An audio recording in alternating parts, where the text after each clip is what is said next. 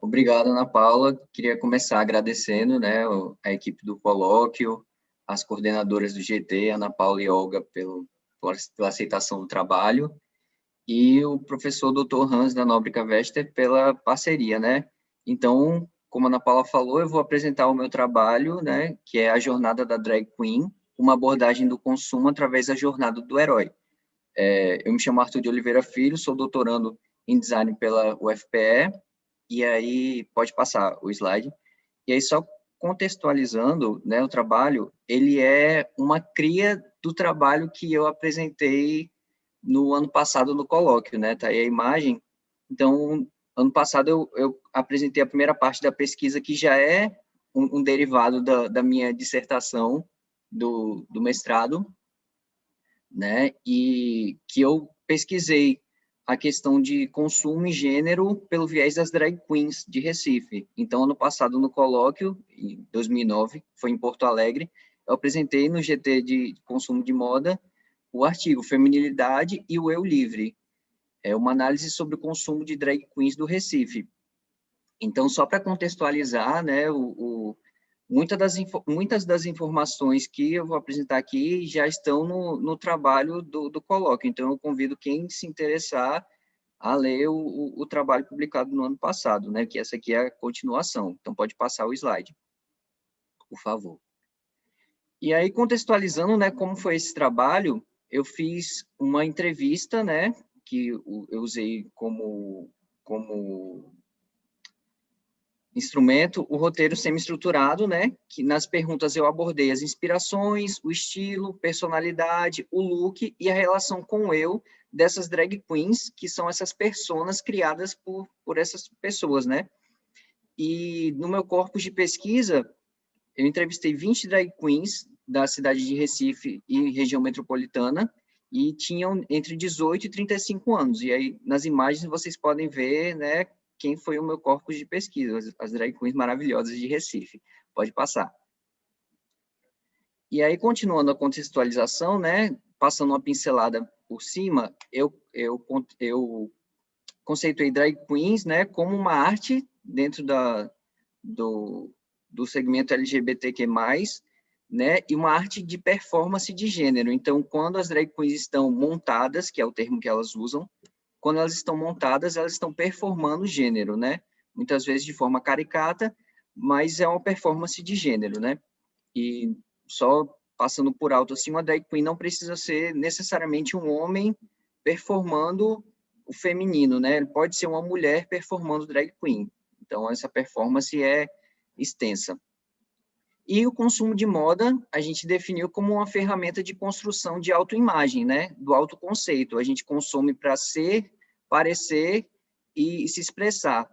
Então, eu trouxe essa citação de Garcia Miranda, de 2005, que fala que a imagem que o indivíduo tem de si mesmo motiva o seu comportamento no lugar de consumo. Então, como eu enxergo o meu eu, sendo esse eu real, ideal ou social, ele me motiva a consumir moda no meu local de consumo. Eu consumo para eu transmitir essa autoimagem, esse autoconceito que eu tenho.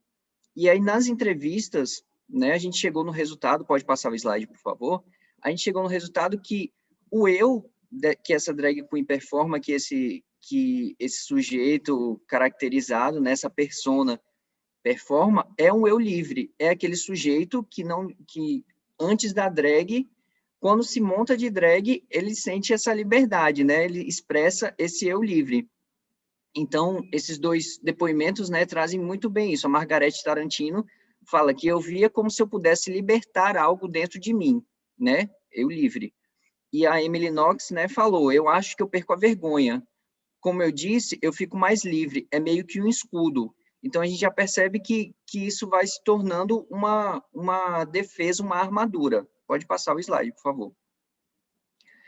E aí, nas conclusões do trabalho que eu apresentei no ano passado, eu afirmo que quando eles consomem o look da drag, né, da drag queen, esses sujeitos estão se vestindo de coragem, né, quando eles põem todos os artefatos, né, de peruca, roupa, maquiagem, acessórios, eles estão se vestindo de coragem e são capazes de fazer e dizer o que não conseguiriam enquanto no eu cotidiano, eles não teriam essa coragem. Então, essa frase, essa expressão eu botei sublinhada porque eu achei muito interessante, vestindo de coragem, né? E aí a gente já falou ali atrás, eu mostrei que uma falou sobre escudo, e aí a conclusão veio que eles se vestem de coragem, então é a história da armadura.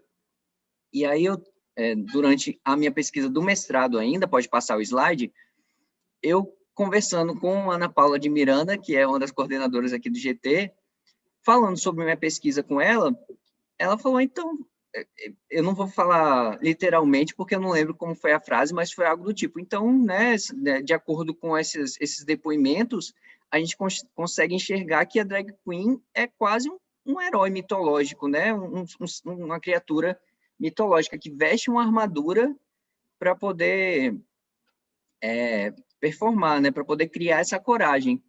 E aí eu fiquei matutando aqui, eu falei, realmente, aí levei essa contribuição de Ana Paula para o meu orientador Hans, e a gente ficou conversando, e aí o próximo slide vai ser engraçado, mas vai ser o jeito mais direto, mais visual, de definir o que a gente estava pensando na hora. Então, pode passar o slide. É como se o Príncipe Adam usasse a força de Grayskull, né, para poder se transformar na She-Ra e ter aquela força, aquela coragem e se tornar, nesse caso, a heroína, porque a drag estava performando uma performance de gênero, né? Então, essa brincadeira do Adam virar a She-Ra é o jeito mais visual que eu posso trazer para vocês, assim, o que estava se passando na cabeça. E aí eu conversando com o Hans, né, sobre isso, e aí surgiu a ideia pode passar o slide, de fazer o paralelo com a jornada do herói, né, que é conhecido também como monomito, que é um conceito do Joseph Campbell, que ele publicou no livro dele O Herói das Mil Faces, de 1949, esse conceito que ele conseguiu encontrar um padrão na forma de contar histórias, né, na estrutura de como uma história é contada, e provavelmente muitos dos livros e dos filmes que vocês gostam muito estão construídos em cima desse ciclo do herói, em que ele sai do mundo normal para o mundo especial, né, passando pelas provações e voltando com a recompensa. Então, a gente pensou, realmente, essa jornada da drag queen tem muita relação com a jornada do herói. Então, pode passar o slide. Então, a gente construiu o infográfico, né, comparativo em cima da jornada do herói, a jornada da drag queen, em que ela passa por todos esses momentos, né, a parte a gente tem a iconografia, mas a parte em que a fonte está normal, ela é a parte da jornada do herói, e a parte que está em negrito é como se fossem os conceitos das drag queens que a gente já apresentou no artigo anterior. Então, pode passar o slide que eu vou passar por esses momentos, né? A gente começa com o mundo normal, que é o eu social, o eu cotidiano, que a gente chama da drag queen, né? Enquanto pessoa vivendo em sociedade. E aí, nos depoimentos, rola essa chamada para a aventura, né? Que é a parte do se montar pela primeira vez, né? De encarar esse desafio. A parte da recusa para a aventura tem os preconceitos, tanto sociais quanto os preconceitos próprios. Então, tem sempre aquele pensamento, será que isso vai ser legal? Será que vão me aceitar? Será que isso vai ser bem visto? E aí surge a personagem do mentor, que nesse caso das drag queens, é uma combinação da mãe drag, que é aquele sujeito que monta a drag pela primeira vez, empresta maquiagem, empresta roupa, ensina como fazer, é um mentor realmente, e as inspirações de consumo, que vêm de outras drag queens, sejam elas famosas ou locais, ícones da cultura pop, né, muitas vezes uma cantora, uma diva, uma atriz. O universo da moda, muitas drags se inspiram em marcas, em desfiles, para criar sua estética, e as redes sociais, outras drag queens ou outras pessoas ou outros tipos de inspirações que elas buscam em redes sociais. E aí, pode passar o slide, acontece essa travessia para o mundo drag, né? Através do consumo de artefatos, que, como eu falo no artigo anterior, são as roupas feitas sob medidas, as roupas emprestadas ou doadas, né, por amigas, por outras drags, pela mãe, roupas compradas em loja, que é um volume menor, geralmente são roupas feitas sob medidas para as drags, mas, por exemplo, a parte de roupa íntima, acessórios, é muito mais fácil você comprar numa loja do que mandar produzir. E a parte do reaproveitamento de looks, elas pegam partes de looks que já usaram e vão montando um novo, e assim vai criando, né? Então, passa por essa travessia através do consumo de artefatos, e pode passar para o próximo slide, vai para a parte dos testes aliados e inimigos, que é a parte de todo o convívio social de uma drag queen, né? Então, a drag como um grupo familiar, que tem a mãe, tem as irmãs drag, né? Tem a drag como pertencimento a um grupo, que elas se unem, né, nessas famílias ou nessas comunidades, né, entre amigas e fazem amizade, e diferenciação em meio a um grupo, que dentro do grupo LGBT, por exemplo, numa festa, numa boate, a drag queen, ela se diferencia das outras pessoas, ela chama atenção, as pessoas vêm tirar fotos, as pessoas vêm falar com ela, então é um ser de destaque ali em meio àquele grupo. Pode passar. E a abordagem, que é a parte da ação mesmo do filme, né, da jornada do herói, eu falo filme, mas porque a gente sempre se lembra de filmes e de livros quando a gente fala de jornada do herói, mas a abordagem é justamente a performance de gênero, que é o cerne do que é a drag queen, né, que é a performance de gênero, que é a hora da ação.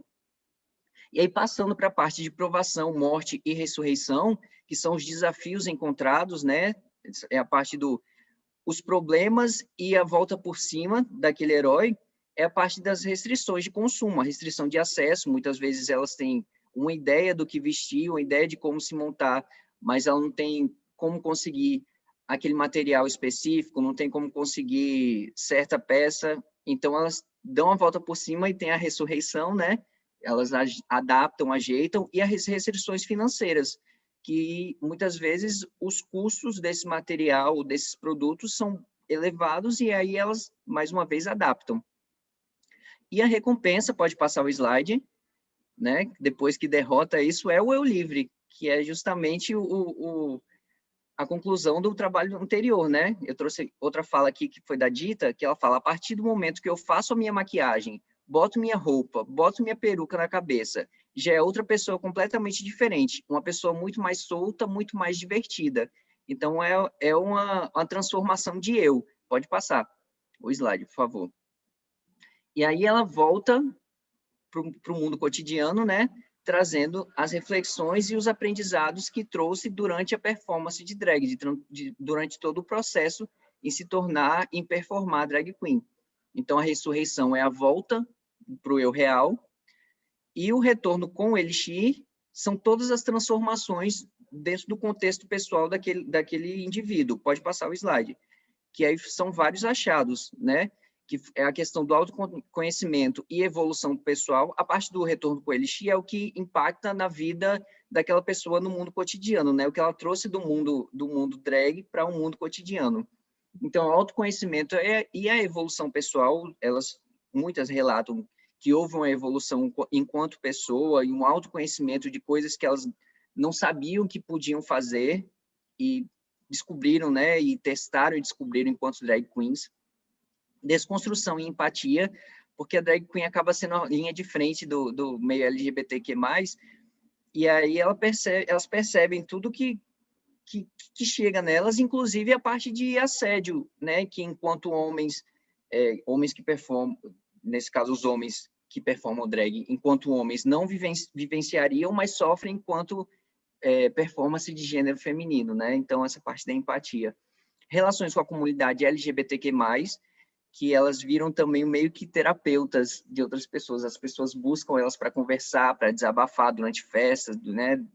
Enfim. A percepção étnica, que é uma coisa interessante, drag queens, enquanto homens de etnias diferentes, eles, enquanto não precisavam usar maquiagem, eles não se importavam com o tom de pele, a cor da pele. E aí, enquanto drag queens, precisam usar esse artifício da maquiagem, eles percebem, né, que, que existe uma diferença étnica. Aprimoramento da Arthur, autoconfiança.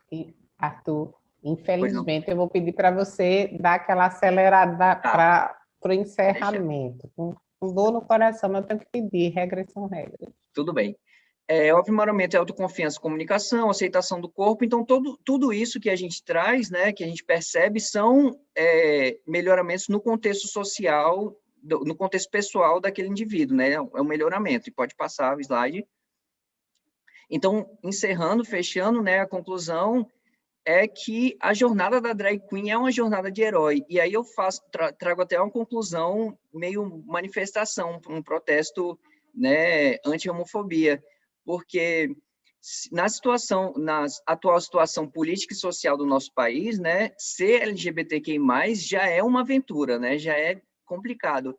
E aí uma pessoa que vive de arte e cultura, né, ainda mais arte e cultura LGBTQI+, né, dentro desse contexto, só sendo herói, né, só vestindo uma armadura e enfrentando o que vem pela frente. Então, pode passar o slide, eu agradeço a atenção e fico aberto para as perguntas. Obrigado e desculpa se passei muito do tempo.